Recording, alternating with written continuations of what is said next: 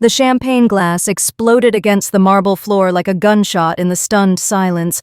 Every conversation in that room, full of Texas elite and military brass, died instantly.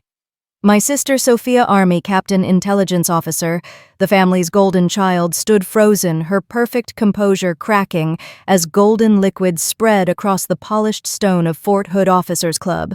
But the real explosion had happened 30 seconds earlier, when my father's voice cut through the party chatter like a blade. "Hide your face, you're embarrassing the family." He'd said it loud enough for half the room to hear his eyes fixed on the thin silver scar running from my left cheekbone to my jaw. The same scar he'd been telling me to conceal for 7 years. The same scar that guests had been whispering about all evening, their curious glances making him increasingly uncomfortable until he finally snapped. It started when Mrs. Henderson, Sophia's future mother-in-law, approached our family table with that practiced military spouse smile. "Carlos, Elena, congratulations on Sophia's engagement. And this must be your other daughter." Her eyes lingered on my scar with poorly disguised curiosity. "What a distinctive mark. How did that happen?" Papa's jaw tightened. He'd perfected the art of deflecting questions about my appearance over the years.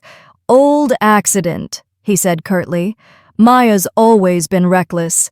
But Mrs. Henderson persisted, alcohol loosening her social filters. "It looks military-related. My husband has similar scars from Afghanistan. Were you deployed, dear?" The question hung in the air like smoke. I could have answered truthfully, told her about the roadside bomb in the Philippines, about carrying a bleeding Army Ranger to safety, while shrapnel carved this line across my face. Instead, I did what I'd been trained to do for 7 years. I stayed silent. Papa's face flushed red. Around us, other conversations began to fade as people sensed tension. Sophia, radiant in her army dress blues beside her intelligence officer fiancé, looked mortified that attention was shifting from her perfect engagement to my imperfect face. "Maya's had some challenges finding her direction," Papa said, voice strained. "Not everyone's cut out for military service like Sophia here." Mrs. Henderson's husband, Colonel Henderson, joined our group just in time to hear this. His experienced eyes swept over my scar with professional interest. "That's combat-related shrapnel scarring," he said matter-of-factly. "I've seen enough of them to know."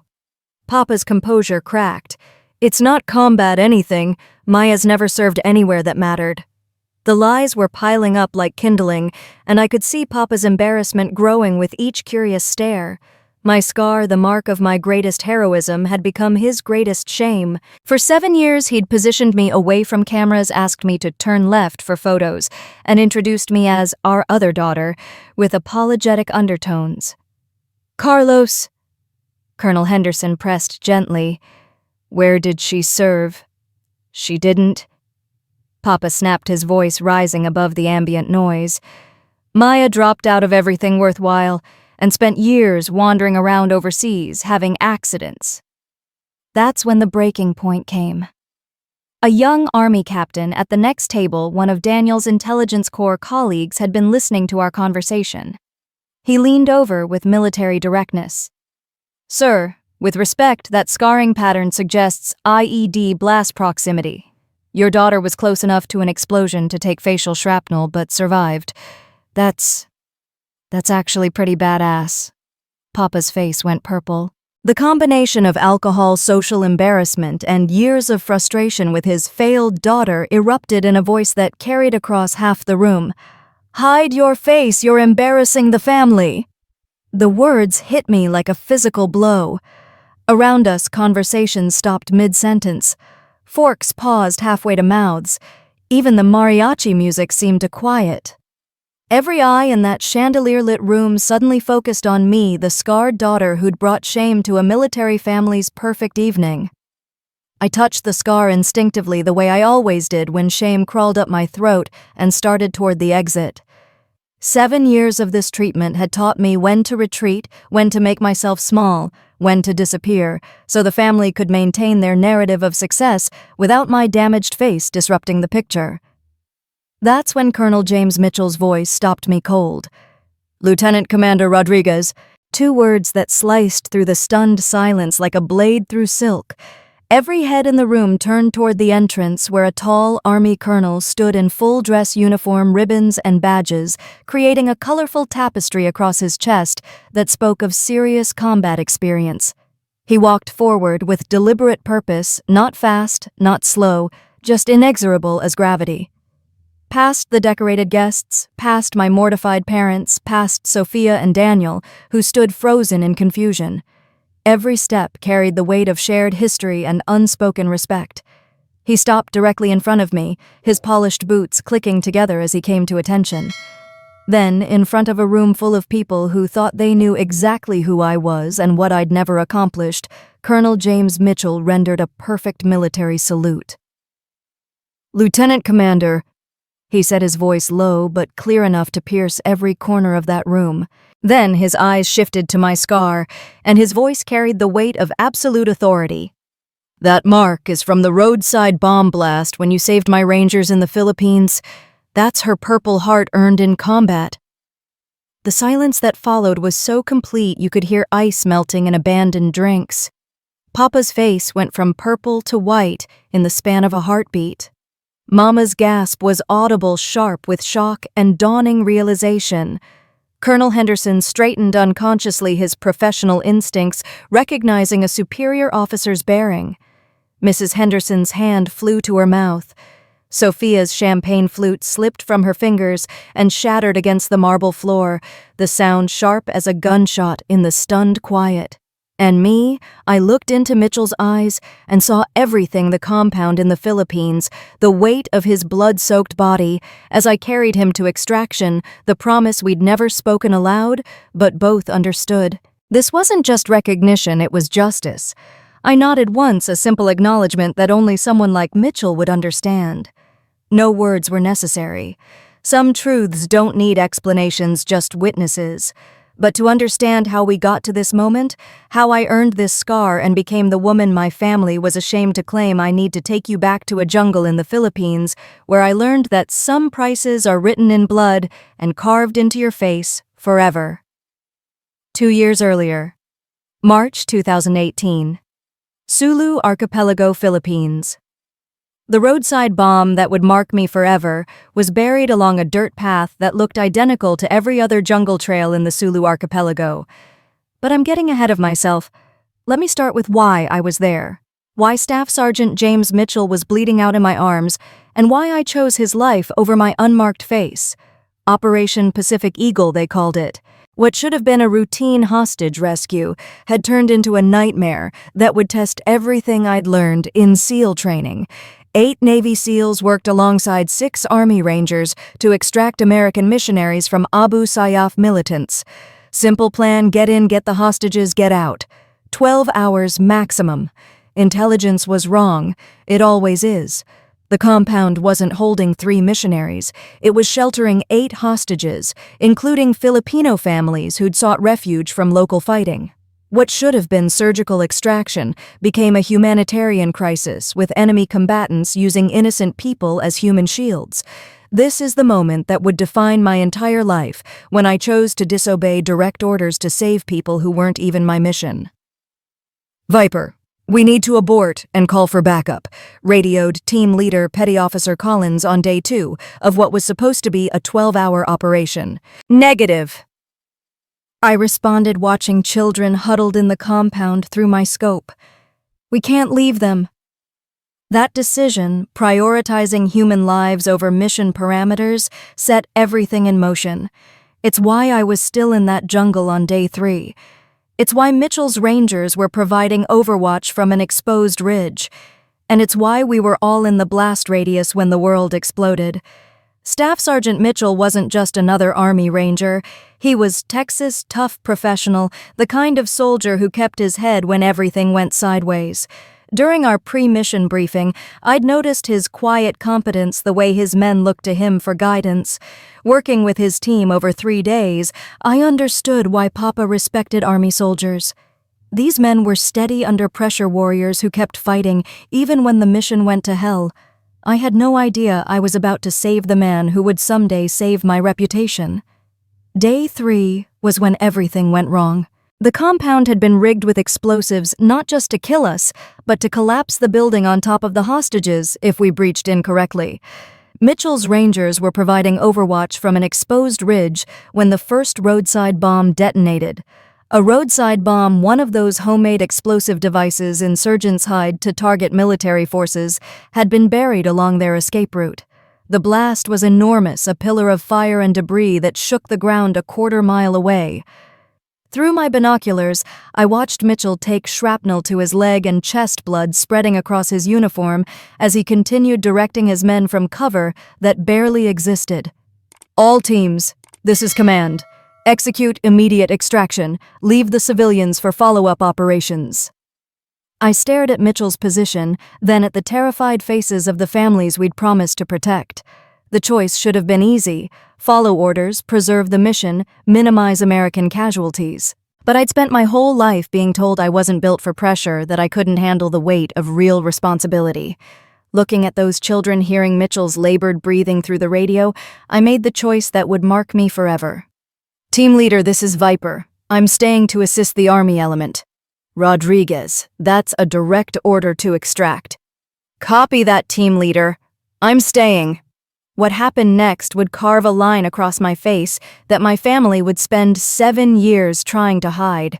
I grabbed my medical kit and sprinted across 100 meters of open ground while bullets chewed up the dirt around my boots.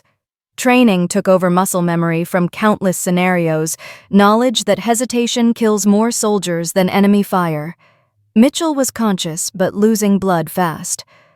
"What the hell are you doing here, Rodriguez?" he gasped as I slid into cover beside him. "My job," I replied, already working to pack his wounds with gauze. "Which is bringing everyone home." I was applying pressure to his chest wound, gauze turning red under my hands, when I heard it, the distinctive whistle of incoming mortar fire. But this wasn't mortar. This was the secondary device triggered by my movement through what insurgents call a kill zone. The second roadside bomb went off 15 feet to my left. I never saw it coming, just a flash of light that turned the world white, then a sound like the universe tearing in half. The blast picked me up and slammed me against a concrete wall, but not before sending a piece of twisted metal across my face like a razor. When the ringing in my ears subsided enough to think I felt something warm running down my left cheek, reaching up my fingers came away covered in blood. A fragment from the bomb had caught me from cheekbone to jaw, laying my face open in a line that would never fully heal. But Mitchell was still bleeding out, and that mattered more than whatever was happening to my face. For the next 6 hours, I coordinated the evacuation of all personnel, civilian and military, while providing medical care under sustained enemy fire. My blood mixed with Mitchell's on my uniform, dripping onto the gauze as I worked. Pain was just information, and the information said people were depending on me. When extraction helicopters finally arrived, I was the last one to board, carrying Mitchell to the aircraft as enemy rounds sparked off its armor.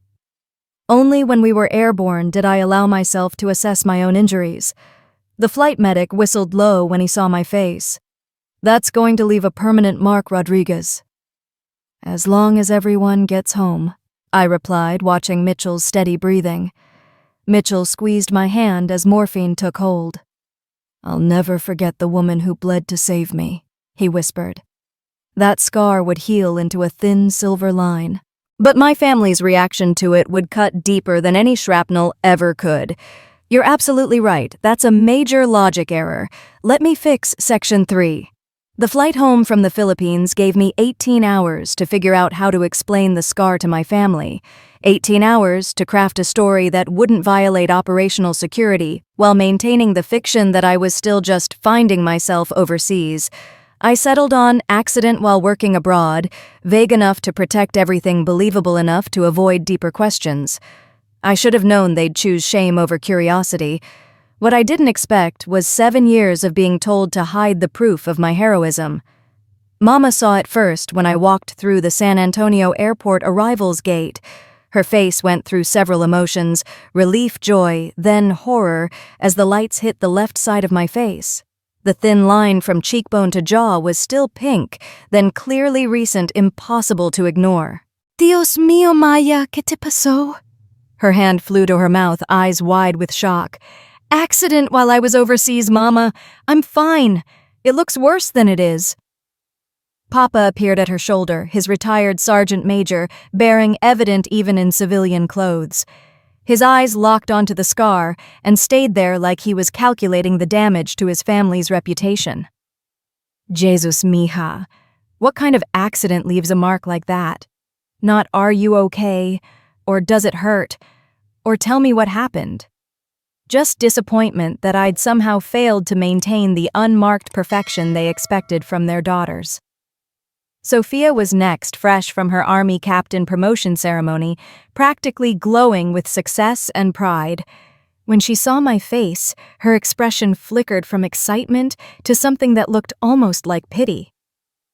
"Oh, Maya," she said softly. That's going to be permanent, isn't it?"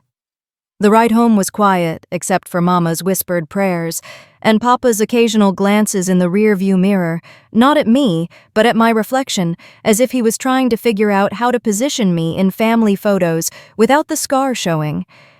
That night at dinner, I learned that heroism has no value if you can't prove it happened. "So what exactly happened?" Papa asked as Mama served his favorite barbacoa, clearly hoping familiar comfort food would make this conversation easier. I'd rehearsed this answer, crafting it to give them something believable without revealing anything classified. "Industrial accident. I was helping with some construction work overseas when there was an explosion. Flying debris caught my face." "Construction work?" Mama's voice climbed an octave. "What kind of construction has explosions?" "Demolition work, Mama. Old buildings being torn down. Sometimes things go wrong." Papa set down his fork with deliberate control. "Mija, you've been finding yourself for 8 years. When are you going to get serious about a real career? Look at Sophia." Captain in Army intelligence engaged to a major building something meaningful. This was the moment I could have revealed everything the Navy Commission hidden in my records, the SEAL trident locked in my storage unit, the fact that their failure daughter had become one of America's most elite warriors. Instead, I chose secrecy. "I'm working on figuring things out, Papa." Sophia leaned forward, her captain's bars catching the dining room light. "Maya, you can't keep drifting forever. And now, with this..." She gestured vaguely at my face. "You need to think about your future. How are you going to explain this to employers, to potential partners?" And there it was, the assumption that my value was tied to my appearance, that a scar made me less worthy of love or success. "It's not that bad," I said quietly, touching the line reflexively. "It's noticeable," Papa said with brutal honesty. "People are going to stare. They're going to ask questions." Over the following days, I learned exactly what my family thought about questions. They didn't want answers, they wanted the questions to stop. Mama started scheduling family photos for my good side. Papa began introducing me with apologetic undertones. "This is our other daughter, Maya. She had a little accident overseas." The real education came during Sophia's promotion party 2 weeks later. Extended family friends, Papa's old Army buddies, all gathered to celebrate the Rodriguez family's military success. I'd dressed carefully, hoping that makeup might minimize the scar's visibility under party lights. It didn't work.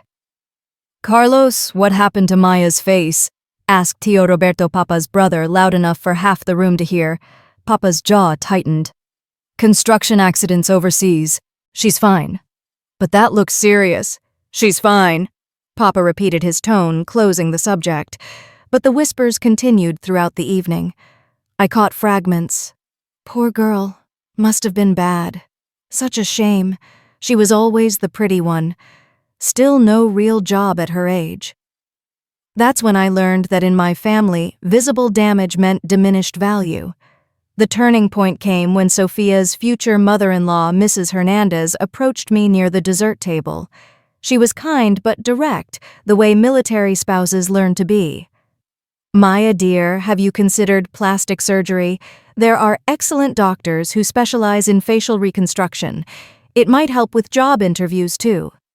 I touched the scar, feeling its raised edge under my fingertips. "Actually, I've gotten used to it. It's part of my story now." Her expression shifted to something between pity and confusion. Oh, honey. But employers notice these things. First impressions matter, especially when you're when your career path isn't as clear as Sophia's. But this wasn't a construction accident. This was the moment I chose someone else's life over my own unmarked face. This was proof that when everything went to hell, Maya Rodriguez didn't break, she bled for others and kept fighting. I just couldn't tell them that. From that night forward, the family developed an unspoken protocol position. Maya, away from cameras, suggest hairstyles that covered the left side of my face, deflect questions with vague mentions of overseas accidents. They loved me, but they were ashamed of their unmarked daughter, who'd somehow returned damaged. For 7 years I lived with this treatment. 7 years of being told to hide the mark that meant more to me than any medal ever could. 7 years of watching Sophia's perfect face get celebrated while my scarred one got hidden. 7 years of being introduced as the family question mark, the daughter who'd never found her direction, who'd spent her 20s wandering aimlessly and come home marked by mysterious accidents. The cruelest part wasn't the shame, it was the assumption that I had nothing to be proud of, that my life was a series of failures punctuated by careless mistakes. They looked at my scar and saw evidence of poor judgment of a woman who couldn't take care of herself. They had no idea they were looking at a Purple Heart wound earned saving American lives. But tonight, at Sophia's engagement party, that was all about to change. Because some secrets refuse to stay buried, especially when the person whose life you saved shows up wearing Colonel's Eagles and decides it's time to set the record straight. And Papa was about to learn that the daughter he'd spent 7 years telling to hide her face had earned that scar in ways that would make him prouder than he'd ever imagined, if shame hadn't blinded him to the truth. 12 years earlier, spring 2010, San Antonio, Texas. Before the scar. Before the shame. Before the 7 years of being told to hide my face, I was just Maya Rodriguez, 18 years old, fastest swimmer at Roosevelt High, and the family's great military hope. Papa used to look at me like I was his legacy in uniform destined to carry on 3 generations of Rodriguez military service. If only I could have told them that's exactly what I ended up doing, just not the way they expected. The West Point acceptance letter arrived on a Tuesday in March thick envelope with official seals that made Papa's hands shake as he opened it.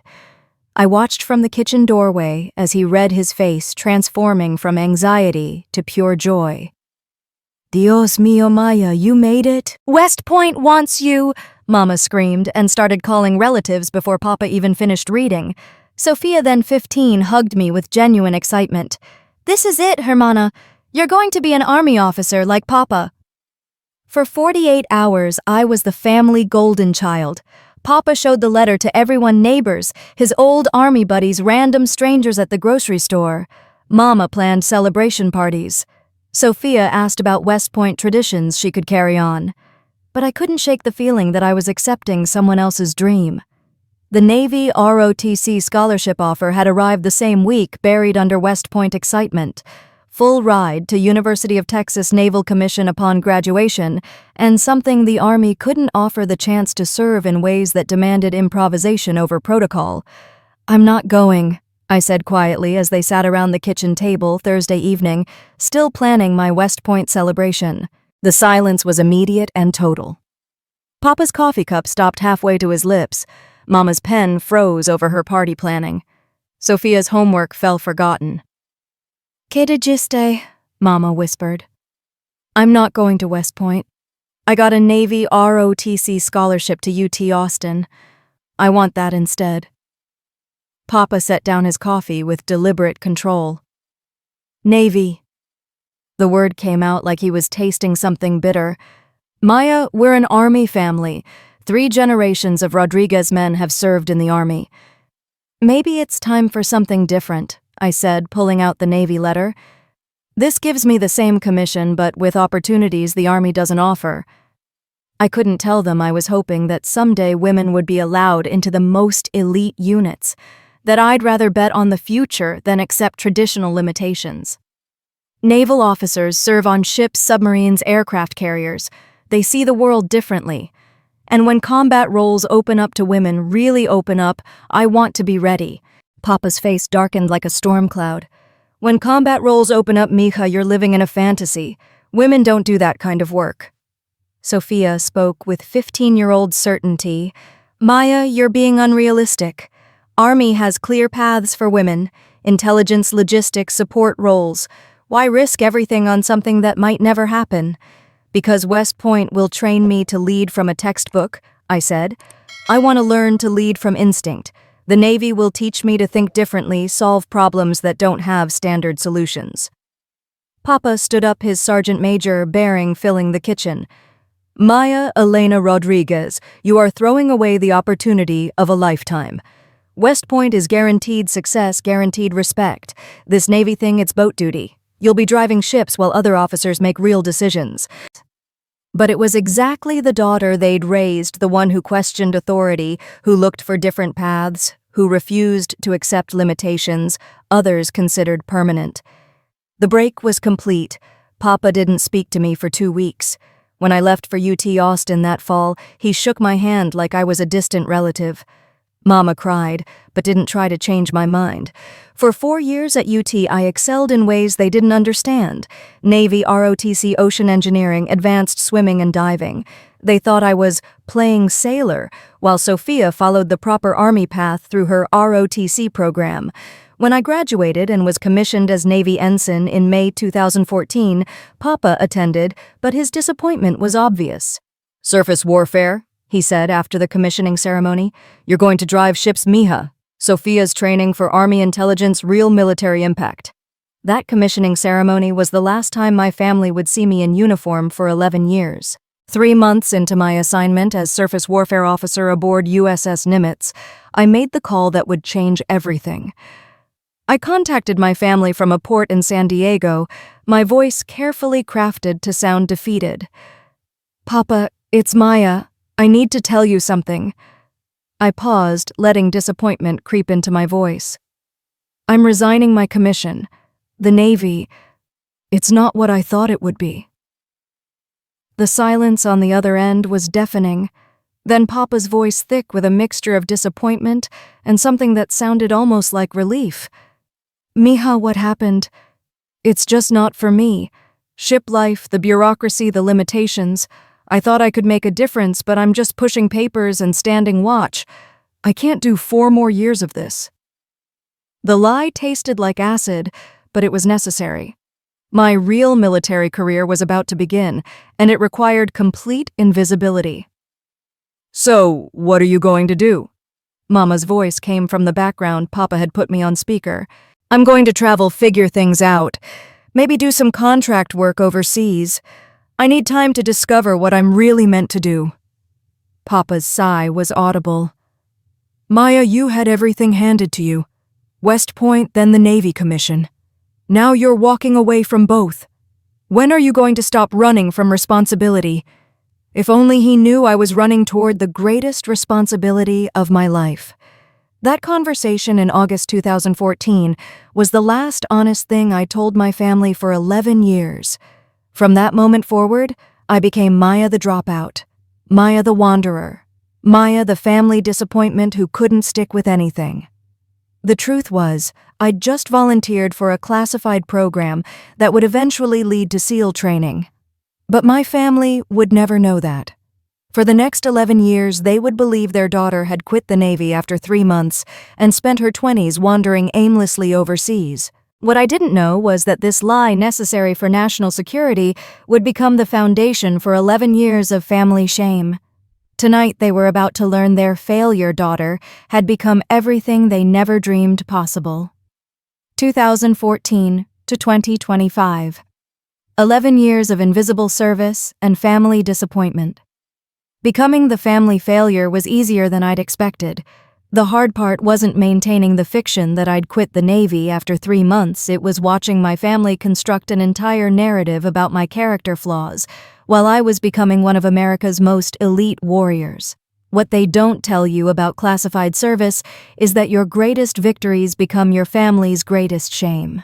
The cover story I'd crafted in 2014 was simple and heartbreaking. Maya couldn't handle military life, quit after 3 months, and was now finding herself through overseas travel and contract work. Close enough to truth to explain my absences, vague enough to protect everything classified. Every 6 months, I'd return home with carefully rehearsed stories about teaching English in Southeast Asia or working for NGOs in Africa. The family learned to expect mysterious absences, cryptic explanations about my work, and a daughter who seemed to age faster than made sense for someone living such an apparently aimless life. But maintaining the fiction required constant vigilance. Sophia's parallel success made the contrast even starker. While I was supposedly wandering through my 20s, she was conquering hers. Army ROTC at Texas A&M Commission as second lieutenant, promotions to first lieutenant, then captain specialization in military intelligence. Every achievement came with family parties and social media celebrations. Meanwhile, I was introduced at family gatherings as Maya, who's still trying to figure out her direction. When relatives asked about my work, Papa would deflect with embarrassed shrugs. She does some kind of teaching overseas. Nothing stable like Sophia's Army career. The irony wasn't lost on me. While Sophia was analyzing intelligence reports, I was executing the missions those reports made possible. Christmas 2016 was particularly painful. I'd just completed SEAL training, the most grueling experience of my life, earning my place among America's most elite warriors. But I came home to concerned family discussions about my quarter-life crisis. Maya's been wandering for 2 years now, Tio Roberto said over tamales. When is she going to settle down and find a real career? Papa's face flushed with familiar embarrassment. Different people mature at different rates, he said diplomatically. Sophia always knew what she wanted. Maya's still searching. If only they knew I'd just found exactly what I was meant to be. The really cruel irony was how they talked about military service in my presence, as if I'd never understood what it meant to serve. During Sophia's promotion celebration in 2017, Colonel Henderson, a family friend, was discussing the challenges of military leadership. The thing about military service, he said, glancing at me with something like pity, is that it requires a certain mindset. Not everyone can handle the discipline, the sacrifice. Some people just aren't built for it. Papa nodded, his eyes flicking to me apologetically. Maya tried the Navy briefly. It wasn't for her. I sat there fresh from my first classified deployment and nodded along with their assessment of my character. Between 2014 and 2025, my actual career progressed in ways that would have made Papa burst with pride if he'd known about it.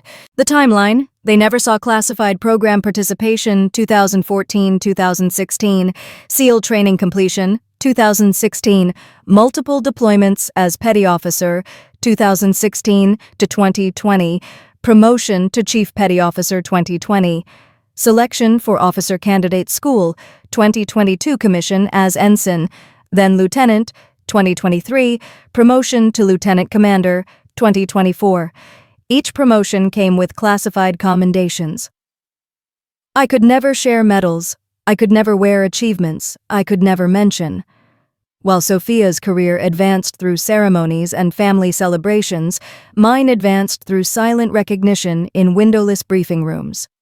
2018 brought my first major test of the cover story, returning home with the scar. Construction accident while working overseas. I told them, keeping the lie as close to truth as possible.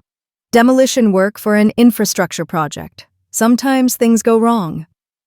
What followed was 7 years of being told to hide the proof of my heroism. Every family photo positioned me away from cameras. Every introduction came with apologetic undertones about my accident-prone overseas lifestyle. They looked at my scar and saw evidence of poor judgment of a woman who couldn't take care of herself. They had no idea they were looking at a Purple Heart wound earned saving American lives. The assumption that my life lacked purpose was the hardest part. Every family dinner included subtle pressure to settle down, find stability, stop wandering around overseas like a college kid. They looked at my extended absences and saw aimlessness. They had no idea they were looking at someone who'd spent 11 years serving in the most dangerous places on Earth. Christmas 2023 was when the contrast became unbearable. Sophia announced her engagement to Major Daniel Hernandez at Mama's dining room table, showing off her ring, while Daniel discussed his upcoming deployment to Germany. "Maya," Daniel said with genuine curiosity, "have you ever thought about government work? With your overseas experience, you might qualify for State Department positions. Something stable, you know." The silence that followed was deafening. Papa's face flushed red. Mama looked like she'd been asked to explain a family embarrassment. "Maya's not really the government type," Sophia said quickly, trying to spare me. "She's more of a free spirit." They had no idea I'd been serving the government at the highest levels for 11 years. The letters I never sent during those years could have filled a book. "Dear Familia, today I led a team through hostile territory and brought everyone home safe. Dear Papa, remember when you said I couldn't handle military discipline? Today I proved you wrong. Dear Sophia, while you analyze intelligence from an office, I execute missions in the field." But operational security wasn't just about protecting national interests, it was about protecting my family from becoming targets because of what I did. By 2025, I'd reached lieutenant commander rank, equivalent to major in the Army, the same rank Daniel was excited about achieving. I'd completed classified operations across 4 continents, earned commendations that would never see daylight, and become exactly the kind of warrior Papa had always dreamed of raising. And my family thought I was a 32-year-old failure who'd quit the Navy after 3 months and spent 11 years wandering aimlessly overseas, collecting mysterious scars that proved her poor judgment. The homecoming in April 2025 felt different, though. Maybe it was the weight of carrying 11 years of invisible service, or maybe it was simply time for the truth to surface. What I didn't know was that at Sophia's engagement party, all those years of carefully maintained fiction would shatter like champagne glass against marble. That a man I'd saved in the Philippines would walk into that room and refuse to let my heroism remain hidden any longer. Some secrets have their own timeline, and mine was about to expire. 3 days after the engagement party, the encrypted phone I'd carried for 9 years buzzed at 0600 hours with a notification that made my blood run cold. "Unauthorized access detected. Operation Pacific Eagle. Tier 1 breach. DCSA investigation initiated." That operation wasn't just classified, it was buried beneath layers of deniability firewalls within firewalls of national security. Only 12 people had ever known the full scope, and 3 were dead. My thumb hovered over the screen as another message appeared with a location: ping Fort Hood Base, Library Internal Access 1447 hours. Sophia's base. My sister had tripped a wire that could destroy everything. I drove the 40 minutes to Killeen without music, just the hammering of my heart and the sick realization that 9 years of perfect operational security had been compromised by family curiosity. Sophia lived in a neat off-base apartment, succulents on windowsills, folded flag on her bookshelf, from Papa's retirement, 3 color-coded versions of her master's thesis taped to the refrigerator. She opened the door in civilian clothes, hair pulled back, and the moment she saw my face, I watched her realize this wasn't a social visit. "Maya," she said, stepping back, "is everything okay? You look... We need to talk about what you accessed yesterday." Her face went pale. "I didn't mean to... Show me." The kitchen table was covered in printouts about women in combat roles, integration challenges, success stories from various branches. Her thesis title page read, "Breaking Barriers, Women in Combat Operations and Organizational Change." Academic research, perfectly legitimate, except for the one folder open on her laptop screen frozen mid-download bearing classification levels she had no business seeing. "I was researching for my thesis," she said, voice dropping to a whisper. "Women in Covert Operations. I found this forum discussion about classified programs and clicked a link. It asked for credentials, and I thought it was just a verification from my intelligence training.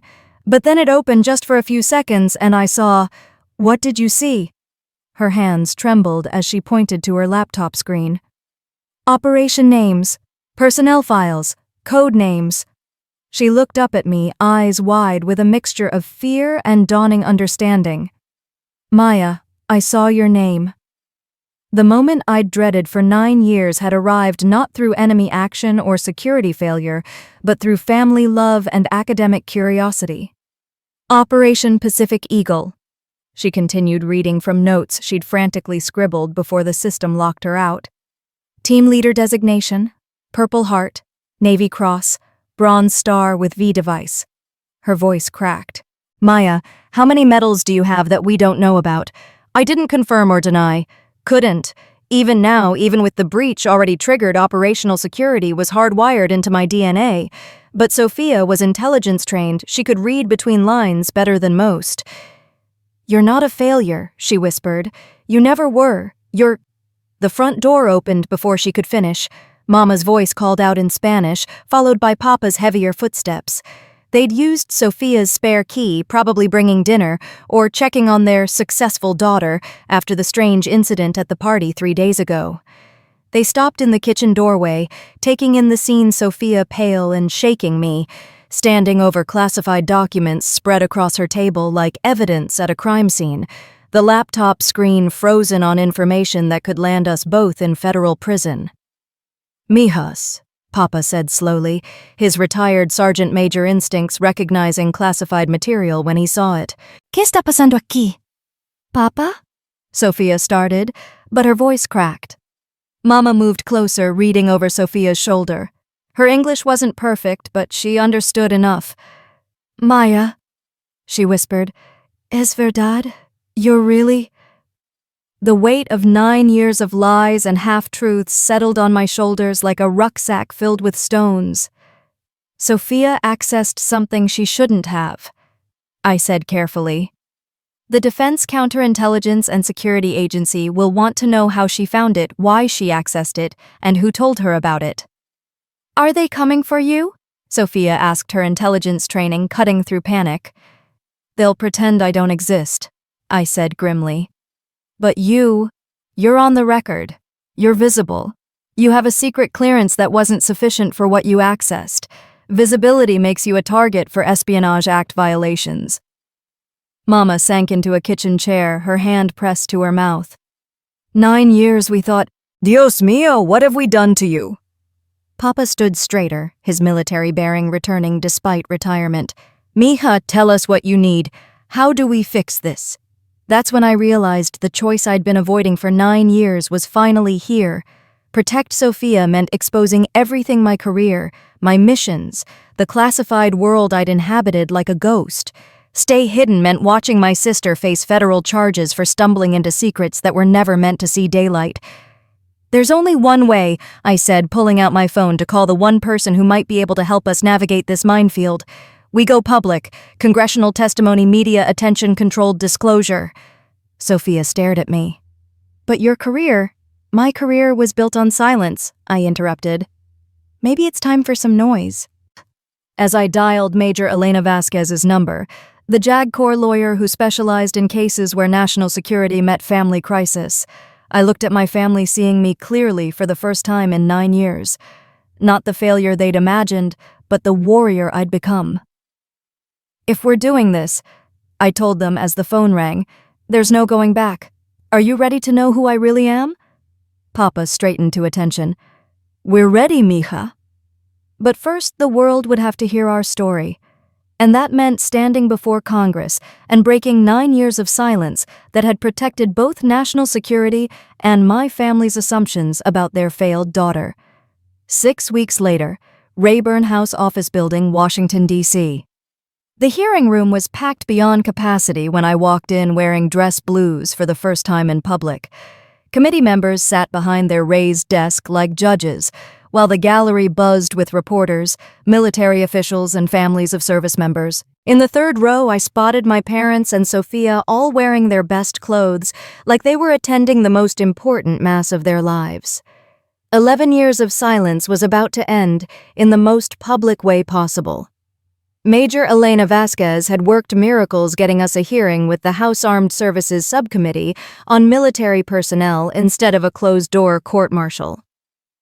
"If we're going public," she'd explained, "we control the narrative from the beginning. Your sister's security breach becomes the catalyst for necessary transparency about women in special operations." The absence of ribbons on my chest was conspicuous.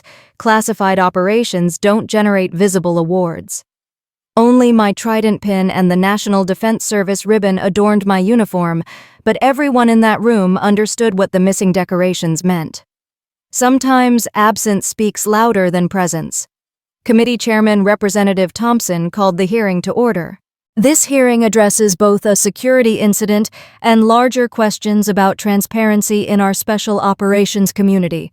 Lieutenant Commander Rodriguez, you may proceed. I leaned into the microphone, my voice steady despite the magnitude of what I was about to reveal. Honorable committee members, my name is Lieutenant Commander Maya Rodriguez. For 11 years I have served in naval special warfare. I am not here to ask for recognition. I am here because my sister's accidental access to classified files has forced a conversation this country needs to have. The phrase naval special warfare was a polite euphemism, but every military person in the room knew exactly what it meant. A murmur rippled through the gallery. In the audience, I saw Papa's face cycle through emotions, confusion, recognition, dawning realization that his dropout daughter had been lying for 11 years. In 2016, I became the first Latina to complete Navy SEAL training. Over the following 9 years, I conducted multiple classified deployments with 0 mission failures, not because standards were lowered, but because excellence has no gender. I activated the tablet before me, displaying heavily redacted documents. This after-action report, declassified for this hearing, details Operation Pacific Eagle, where a joint Navy-Army team extracted 8 hostages from hostile territory. The mission commander's name is redacted, but I can confirm that the mission commander was me. Representative Martinez leaned forward. "Commander Rodriguez, these are extraordinary claims. Can you provide verification?" That's when the surprise testimony began. A large screen descended, and Colonel James Mitchell appeared via secure video link from an undisclosed location. "Committee members," Mitchell said, his voice carrying across the room with military precision, "I am testifying about an officer who saved my life and the lives of my Rangers during combat operations in the Philippines.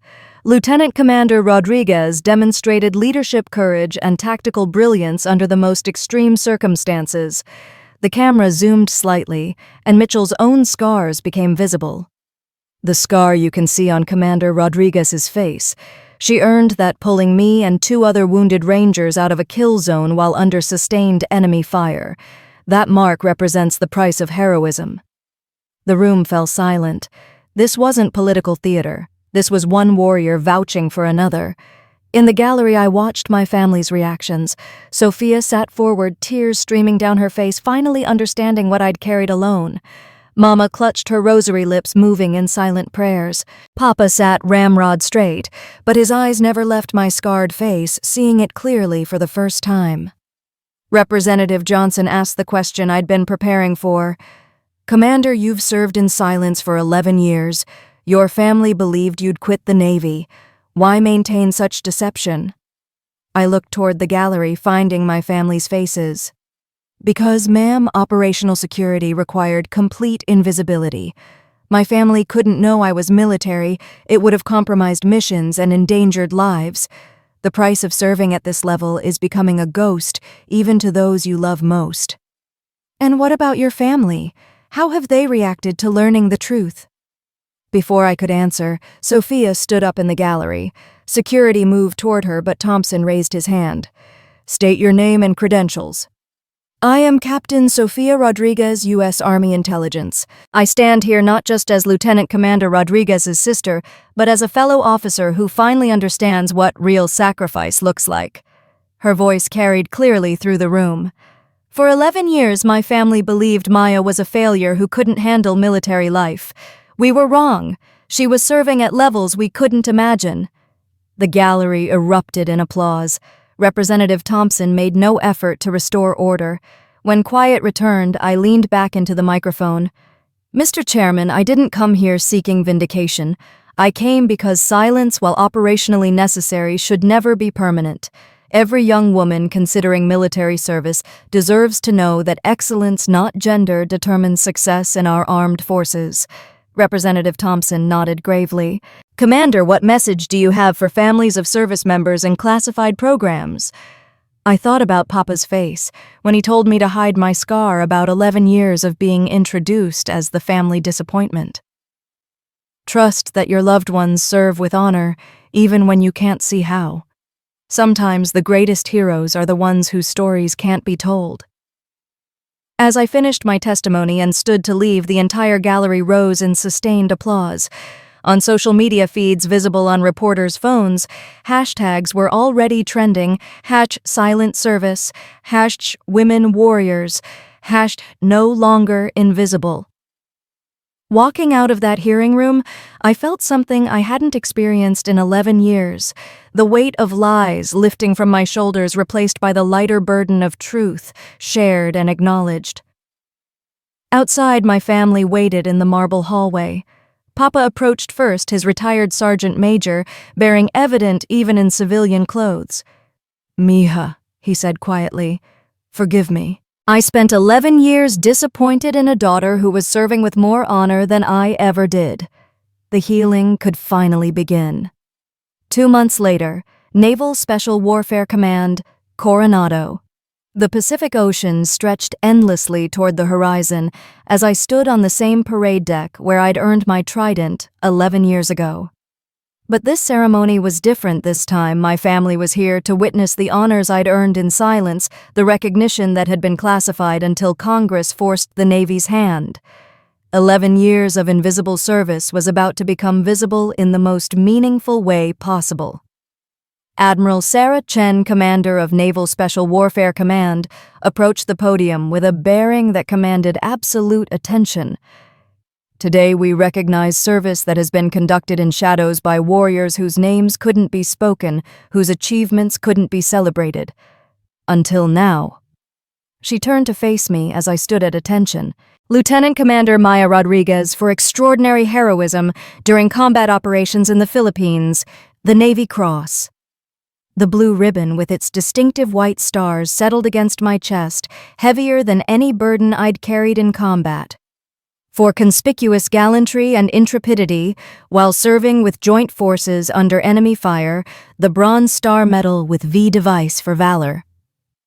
The familiar weight felt different this time, not hidden, but acknowledged. "For wounds received in action against an enemy of the United States, the Purple Heart."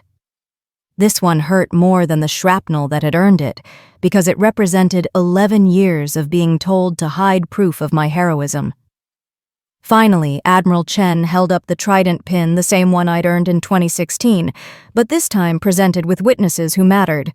This symbol represents not just completion of training, but embodiment of the SEAL ethos. Today, Lieutenant Commander Rodriguez receives her trident again, this time with her family present, to understand what it truly means.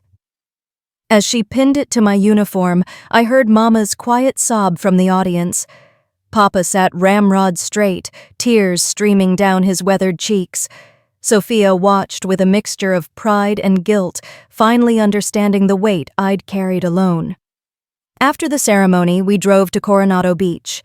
The late afternoon sun painted the sand golden, and the rhythmic crash of waves provided soundtrack for conversations 11 years overdue. Papa stood at the water's edge, hands clasped behind his back in parade rest. "Mija," he said without turning around, "I polished my medals every Sunday for 30 years. I never knew I should have been polishing yours." Mama moved beside me, rosary beads still clutched from the ceremony. "Perdóname," she whispered, voice breaking. "For 11 years we told you to hide your face. We didn't understand we were telling our hero to hide her Purple Heart." The words I'd waited 11 years to hear finally came. But they hurt more than expected, not because they weren't sincere, but because they revealed how blind love could be to sacrifice. Sophia approached last, removing her captain's bars with ceremonial precision. She placed them in my palm hands, trembling. I wore these thinking I was the successful sister, but you've been leading while I was following orders. I closed her fingers around the insignia and pushed them back. We're both leaders, Sophia, just different battles. Your intelligence work shapes policy, prevents wars, saves lives in ways that never make headlines. We're sisters in service now. That Sunday dinner felt like a resurrection. For the first time in 11 years, my place was set at the head of the table, not as a guest, but as the warrior I'd always been. Mama had spent all day making mole poblano, my childhood favorite she'd stopped preparing when I disappeared. Tell us about the Philippines, Papa said as we shared a flan. Tell us about the people you saved. For 3 hours, I shared what I could, the weight of command, split-second decisions, teammates who didn't make it home. They listened without judgment, absorbing 11 years of stories compressed into one evening of truth. The most powerful moment came when Papa reached across and gently traced my scar with his weathered thumb. Every time I looked at this, he said quietly, I should have known. Warriors carry their battles with them. I'm sorry it took me so long to see. 3 weeks later, Naval Special Warfare offered me a new assignment in ISAF's training command, developing integration protocols for women in SEAL teams. Your experience, Admiral Chen explained, serves the country best by serving those who'll come after you.